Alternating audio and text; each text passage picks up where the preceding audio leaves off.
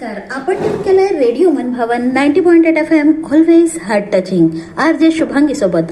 आणि आज शिक्षकाच्या शब्दातून शिक्षणातील बदलाची गोष्ट ह्या विशेष कार्यक्रमात तुम्हा सर्वांचं मी RJ शुभांगी स्वागत करते.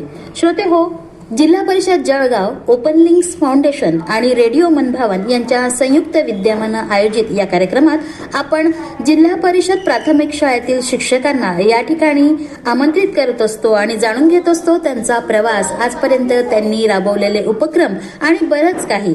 तर आज सुद्धा आपल्यासोबत आहेत श्री जितेंद्र दिगंबर पाटील, प्रभारी मुख्याध्यापक, जिल्हा परिषद मराठी प्राथमिक शाळा, मोरगाव खुर्द, तालुका रावेर, जिल्हा जळगाव. हे आपल्यासोबत आज चर्चा करण्यासाठी आलेले आहेत. सर नमस्कार. तुमचं रेडिओ मनभवनच्या स्टुडिओमध्ये हार्दिक स्वागत.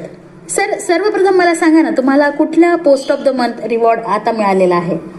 आता सध्या मॉर्निंग असेंब्ली बद्दल जिल्हास्तरीय पोस्ट ऑफ द मंथ मिळालेला आहे. अरे वा.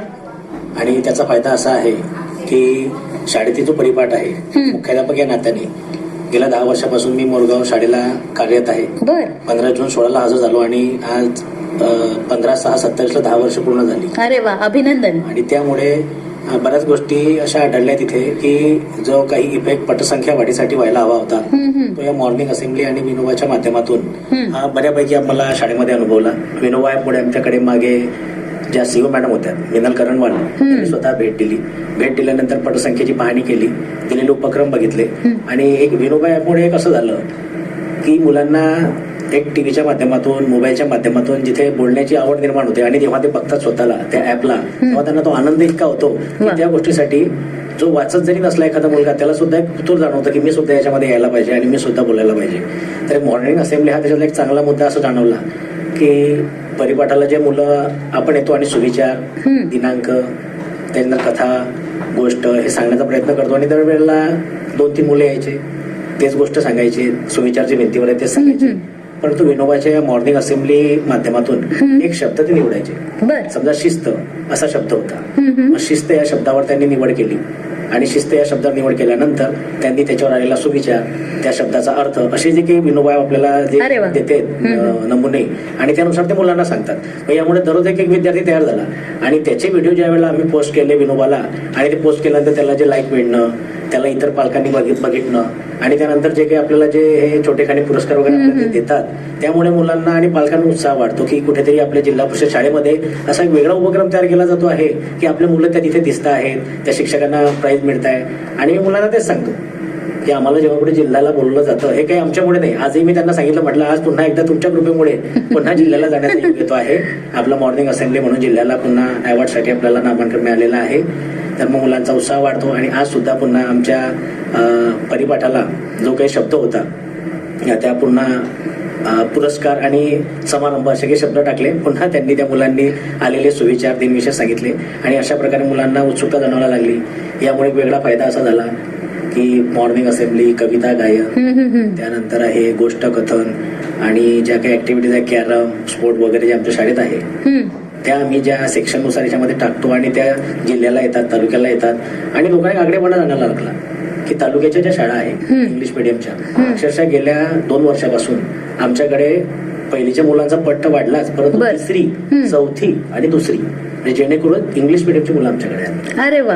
आणि त्यांना ते कुतूहल जाणवलं की आपल्याकडे उपक्रम होतात. म्हणजे आज शाळा म्हणजे नुसतं शिकण्याचं माध्यम नाही राहिलं. तुम्हाला जे अदर ऍक्टिव्हिटीज आहे की एखादा विद्यार्थी शिकून सरकारी नोकरी लागेल मान्य, पण एखाद्यामध्ये एक बोलण्याचं कौशल्य, एखादं नेतृत्व कौशल्य, गीत गायनाचं कौशल्य, नकलाचं कौशल्य, तर विनोबाच्या माध्यमातून आपल्याला ते आज सादर करता आलं आणि त्यामुळे आम्हाला एक चांगला उपक्रम मिळाला. वा वा, छानच.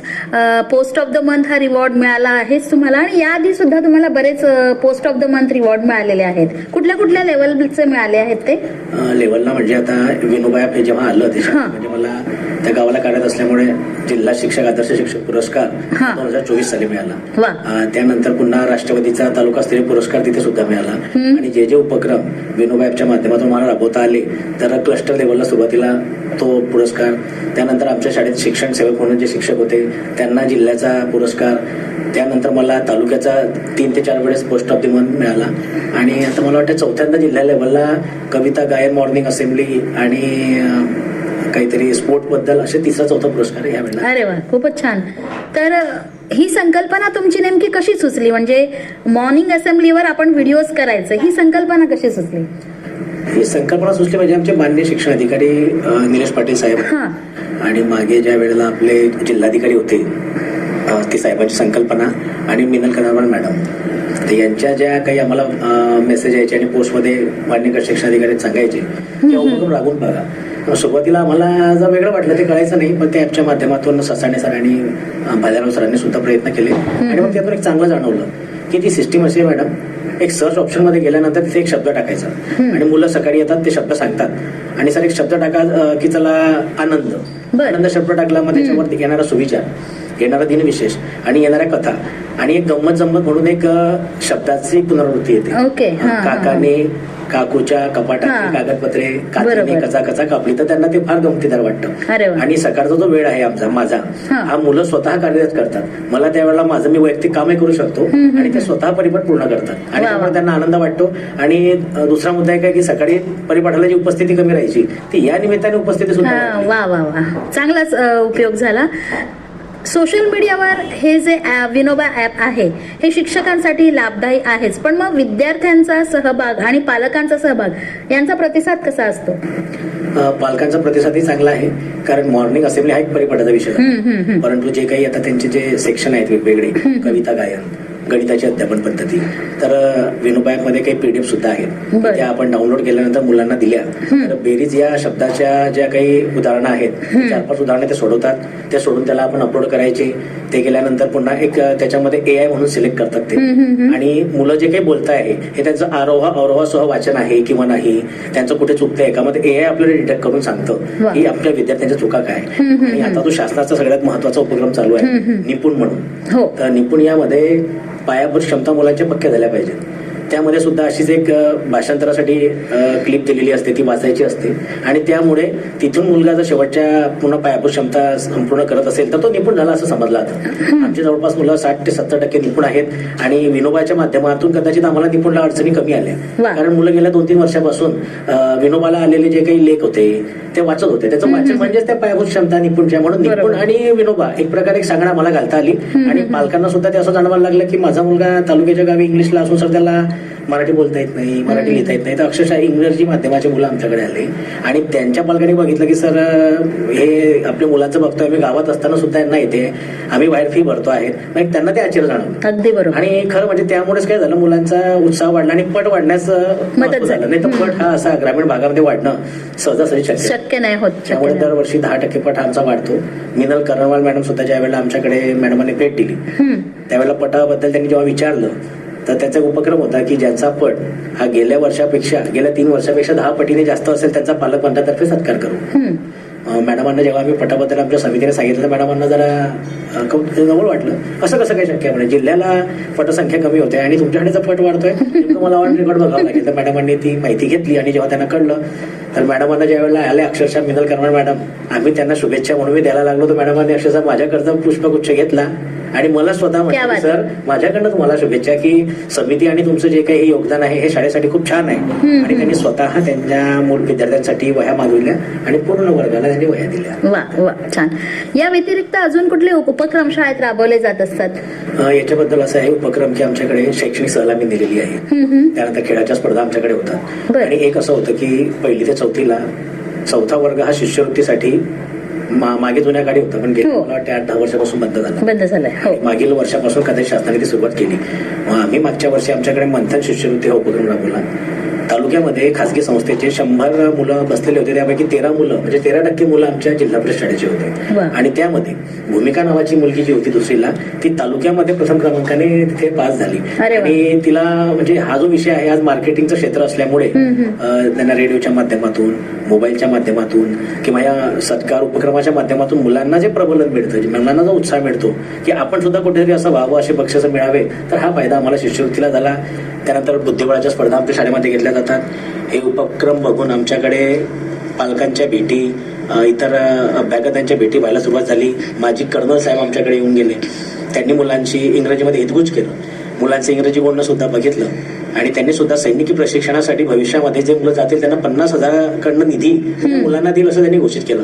आणि अशा उपक्रमामुळे आम्हाला हळूहळू जे काही पुरस्कार जे मिळाले हे आमच्या विद्यार्थ्यांमुळे आणि आता जे सुद्धा जे चालू आहे जे मी इथे बसलो आहे हे आमच्या शाळेचे विद्यार्थी, आमचं गाव आणि आमची शाळा व्यवस्थापन समिती या सर्वांच्या आशीर्वादामुळे. अगदी खरंय, अगदी खरंय. आणि जिल्हा परिषद शाळांबद्दल समाजात सकारात्मक दृष्टिकोन निर्माण करण्यासाठी हा नक्कीच हे उपक्रम फायदेशीर ठरू शकतात असंही मला वाटतं. तर ओपन लिंक फाउंडेशन आणि रेडिओ मनभावनचा हा जो उपक्रम आहे त्याबद्दल तुम्हाला काय वाटतं? रेडिओ मन भावन म्हणजे आज मी पहिल्यांदा इथे ह्या वेळेला येतोय. आपण ज्या वेळेला आकाशवाणीमध्ये एक जळगाव केंद्र आपलं चालायचं, त्यावेळेला टीव्ही आणि दूरध्वनी यांची संख्या बऱ्यापैकी कमी होती. त्यावेळेला एक गाणं लागण्यासाठी एक आपल्या आकाशवाणी केंद्रातून एक मेसेज यायचा 0-257-42-405 नंबर असायचा. तो नंबर आम्ही केव्हा डायल करायचो की आपल्या आवडीचं गाणं लागावं आणि रेडिओला आपलं नाव यावं. तर असं वाटायचं कारण आज दळणवळणाचं जे साधन आहे हे एक रेडिओ फार महत्वाचं आहे. आज माननीय पंतप्रधान मोदी साहेब जे काही मन की बात ज्यातून बोलतात ते त्याद्वारे लोकांना आज कुठेही मोबाईलमध्ये असले ते किंवा रेडिओ कुठेही असतो तिथे रेंज पूर्ण मिळतात, ते ऐकायला मिळतं आणि कमी वेळात तो मेसेज कळतो. तर ह्या आपल्या रेडिओ मनभावनच्या माध्यमातून मला तरी वाटतं आता बऱ्याच लोकांना ह्या संकल्पना या माध्यमातून ऑडिओच्या माध्यमातून लवकरात लवकर कळतील. आणि आज जसा मी सकाळी रेडिओ आपला आकाशवाणी असते 963 किलोहर्ट्झला, तर त्या जळगावच्या ज्या 7:10 ज्या बातम्या ठळक लागतात तर रेडिओच्या बातम्यांची जी शहानिशा कोरोना काळात मी बघितली की मीडियाला तरी एखादी वेळ एखादी बातमी ते देतात की चुकीचं असू शकते, पण आपल्या रेडिओला जे काही प्रत्यक्षतः व्यक्ती येतात आणि त्याचे अनुभवाचे बोल आपले जे काही प्रायोजक असतात ते स्वतः आपल्याला व्यवस्थित प्रश्नावली करून ते आपल्याला मांडायला लावतात आणि त्याच्यातून सिद्धता जी दिसते ती इतर ठिकाणी मला तरी वाटते त्याची प्रामाणिकता इतर ठिकाणी एवढी दिसत नाही जेवढी आपल्या रेडिओमध्ये. नक्कीच. धन्यवाद सर. पुन्हा एकदा सर, तुमच्या मते विद्यार्थ्यांच्या सर्वांगीण विकासासाठी शिक्षकांनी कोणत्या गोष्टींवर अधिक भर दिला गेला पाहिजे?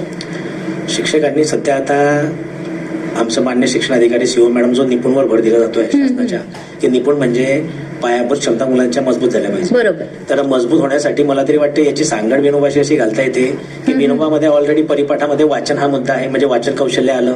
त्यानंतर व्हिडिओचा एक मुद्दा आहे की जे काही इतर शिक्षक व्हिडिओ त्याच्यामध्ये टाकतात ते जे काही प्रथम क्रमांकावर आलेले असतील काय असतील त्यांचे व्हिडिओ घेऊन आपण आपला मुलांसाठी एक वेगळं मार्गदर्शन करतो. एखादी कविता आहे, आता नवीन सिलेबस आलेला आहे NEP 2020 नुसार आणि चौथीचे पुस्तकं बदलले. मग बरेच शिक्षक त्यामध्ये काही ज्या कविता आहे पहिल्या हे शोधेसी मानवा, दुसरीला कविता आहे, चौथीला आहे, तर ते काही शिक्षक आपले टाकतात आणि ते आम्ही मुलांना दाखवतो की बघा हे तुमचेच मुलं, आपल्यासारखेच आपलीच शाळा, ते मुलं ह्या कृतीमध्ये म्हणू शकते, मग तुम्ही का नाही. मग तो व्हिडिओ आम्ही आमच्या वायफायद्वारे जे काही आमच्याकडे कम्प्युटर कनेक्ट आणि ओव्हरहेड प्रोजेक्टर आहे त्याला कनेक्ट करून मुलांना ऐकवतो, दाखवतो आणि ते तसं बघून कृती करतात. त्याच्यामध्ये त्यांची कविता ती पाठांतर येऊन जाते आणि त्याचा एक चांगला बेनिफिट आम्हाला असा मिळतो की आपलं कामही हलकं होतं. कारण दृकश्राव्य माध्यमातून जेवढं मुलं शिकतील आज तेवढं पुस्तकातून पाठ्यपुस्तकातून शिकणं आता बऱ्यापैकी थोडं कमी झालंय, म्हणून त्याला व्हिज्युअल माध्यम हे देणं महत्वाचं आहे. आणि विनोबा आणि निपुण या एकंदर याच्या माध्यमातून हा काही बदल एक चांगला जाणवतो. वा वा, खरंच. आणि नक्कीच या सगळ्या उपक्रमांमधनं आणि विनोबा ऍपद्वारे जो पोस्ट ऑफ द मंथ हा रिवॉर्ड दिला जात असतो त्यातून इतर शिक्षकांनाही अधिक चांगले उपक्रम राबवण्याची प्रेरणा नक्कीच मिळू शकते. तर सर, जे नवोदित शिक्षक आता शिक्षक होऊ पाहतायत किंवा जे या क्षेत्रात येण्यासाठी इच्छुक आहेत त्यांना तुम्ही काय सांगाल? म्हणजे आता विनोबासाठी जर ते येत आहेत तर मला तरी वाटतं आता त्यांना ती सवय जडून जाईल. कारण मान्य शिक्षण अधिकारी सीओ मॅडम जर काही याचा अट्टास करतायत ते सांगतायत याचे कुठेतरी चांगले बदल त्यांना जाणवतात. आणि आधी काय व्हायचं, शिक्षक कामं करायचे, नेहमी त्यांचं काम चालू राहायचं, पण हा प्रबलन जो मुद्दा आहे, एखाद्या मुलाला जर आपण चुकत जरी असलं त्याला म्हटलं अरे बाबा वा किती छान करतोस तू, त्याच्यामध्ये पुन्हा तो उत्साह वाढतो. तर मला वाटतं या माध्यमातून जो काही पुरस्कार दिला जातोय हा नुसता दिल्यानंतर आमचं संपला असं नाही, आमची जबाबदारी अजून वाढते. मिळणं आणि टिकवणं यामध्ये फार फरक आहे. तर या माध्यमातून मी नवीन शिक्षणात ते सांगतो की हा मुद्दा आपण जर राबवला तर आपली जी पॉवर आहे जे स्वतः हँडल करण्याची, की आज एक शिक्षक आणि 4 वर्ग आहे, त्यांना जर हँडल करायचं असेल किंवा द्विशिक्षकी शाळेवर जर एखादा चांगला उपक्रम राबवायचा असेल, ही पद्धती जर आपण वापरली तर एक वर्ग या पद्धतीनुसार आपण त्यांना दृकश्राव्य माध्यमातून विनोबाच्या माध्यमातून आयतं मटेरियल आपल्याला मिळतं की जेणेकरून मुलांना आपण ते सहज देऊ शकतो आणि त्यांच्या व्हॉट्सअप ग्रुपच्या माध्यमातून त्यांच्या व्हिडिओच्या माध्यमातून आपण त्याचं आउटपुट सुद्धा घेऊ शकतो. म्हणजे सुट्टीच्या काळामध्ये सुद्धा आम्हाला याचा चांगल्या प्रकारे उपयोग झालेला आहे. खूप छान सर, खूप छान गप्पा रंगल्यात आणि खूप छान अनुभव तुमचे तुम्ही सांगितलेले आहेत. पण शेवटी जाता जाता एक विचार असं वाटतं, शिक्षण क्षेत्रात तुम्ही गेली अनेक वर्षापासून कार्यरत आहात, पण असं कधी होतं का की जर मी शिक्षक नसतो झालो तर दुसरा कुठल्या तरी या क्षेत्रात मला करायला आवडलं असतं, असं कुठलं क्षेत्र आहे का? असं क्षेत्र म्हणजे मला लहानपणापासून इंजिनियर होण्याची इच्छा होती. अच्छा. खरं म्हणजे पण आता वडिलांची इच्छा होती की आपण शिक्षण क्षेत्राकडे वळावं. मग मला आधी वाटलं ते, पण जसं जसं आपण आज या वयामध्ये आज 40 आपण गाठतोय, पण ज्या वेळेला खरोखर लहान मुलांमध्ये आपण राहतो तर सगळं टेन्शन विसरून त्या मुलांमध्ये आपण राहतो आणि एक शिकायला चांगलं मिळतं. आणि दुसरं असं जाणवलं की शिक्षकी पेशाच हा असा आहे की याच्यामध्ये सगळे कौशल्य आले. बरोबर. कारण ते विद्यार्थी घडवणं, ते आपल्या हातून घडणं, आणि शिक्षक हाडाचा जर शिक्षक असला तर आजच्या शिक्षकाला सर्व कामं तो करायला परिपूर्ण आहे. त्याला तुम्ही SIR सांगा, त्याला BLO सांगा, त्याला मुलाचं आधार कार्ड सांगा. एखाद्या गरीब कुटुंबातील मुलं त्या जिल्हा परिषद शाळेत शिकतात, कोणाला आई नसते, कोणाला वडील नसतात, त्यांची सुद्धा जबाबदारी तो एक शिक्षक घेतो आणि ते पालकत्व स्वीकारतो. तर किंवा असं वाटतं परमेश्वराने हे जे काही आपल्याला दिलंय, ज्ञान हा असा विषय दिल्यानं वाढतं. बाकी जगामध्ये कोणतीच गोष्ट अशी नाही की ती दिल्याने वाढत नाही. त्यामुळे मला हा एक अमूल्य ठेवा असा परमेश्वर कृपेने मिळाला आणि मला मनात असं वाटत होतं की नाही, हा पेशा आपल्याला पुढे पेलवेल काही किंवा कंटाळवाणं वाटेल. पण आज कसं वाटतंय, आज सकाळ झाली. लहानपणी सुद्धा माझा टाइम 10 ते 5 होता. आजही मी मोठेपणी आहे. मी लहानपणी शाळेत जात होतो आणि आताही लहानपणी शाळेत जातोय. त्यामुळे एक आनंददायकच वातावरण आज मला पाहायला मिळतं. एक वेगळं आणि समाधान आणि तृप्ती या व्यवसायातनं आपल्याला जाणवते. नक्कीच धन्यवाद सर, आपण या ठिकाणी आलात आणि आमच्याशी गप्पा केलात त्याबद्दल रेडिओ मनभवनच्या टीमतर्फे आपले मनस्वी आभार. धन्यवाद मॅडम. आपण सुद्धा मला इथे येण्याची संधी दिली आणि एक छानसे प्रश्न देऊन आम्हाला सुद्धा उपक्रमित केलं. त्याबद्दल मनभवन रेडिओचे मी आमच्या सर्व मंडळीच्या वतीने त्याचा स्वागत करतो, आभार मानतो आणि आमच्या समिती शाळा अधिकाऱ्यांच्या वतीने आपले सुद्धा आभार व्यक्त करतो. धन्यवाद. धन्यवाद सर. नमस्कार, मी शर्मिला राजाराम शिंदे आणि आपण ऐकत आहात रेडिओ मनभावन 90.8 FM, ऑलवेज हार्ट टचिंग.